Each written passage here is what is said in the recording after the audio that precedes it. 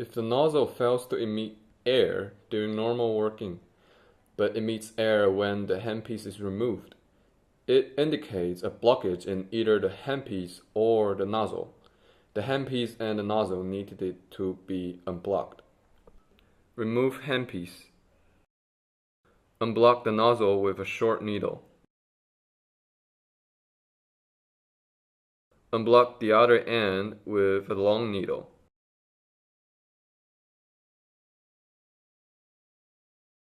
Then use a three-way syringe to blow it clean.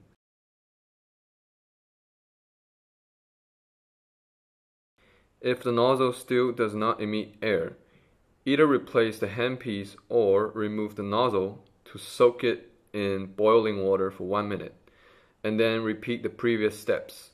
If the nozzle fails to emit air during normal working and still does not emit air when the handpiece is removed, but after the cord is removed, there is air out of the main unit outlet, it indicates a blockage in the cord. In such cases, the cord needs to be unblocked. Knead the tubing to crush the condensed powder.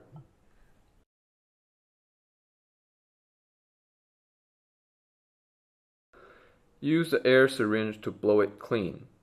If the previous steps are still ineffective, use the syringe to inject 1 to 2 milliliter water into the tubing. Continue blowing with air syringe for 2 minutes after unblocking to ensure there is no residual water in the tubing.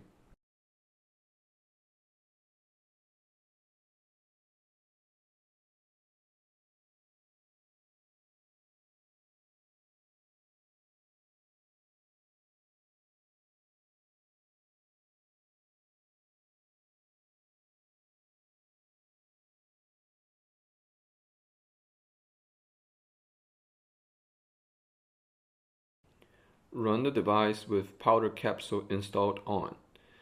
The nozzle does not emit air. However, during the cleaning mode, air is emitted. If replacing the powder capsule resolves this issue, it indicates a blockage in the powder capsule and it needs to be unblocked. Remove powder capsule. Remove the screw and duckbill valve at the powder capsule bottom.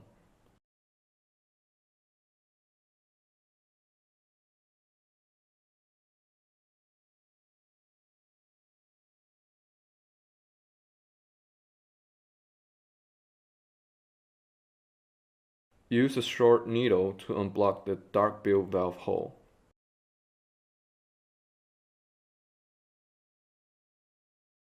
Use a long needle to unblock the powder pipe.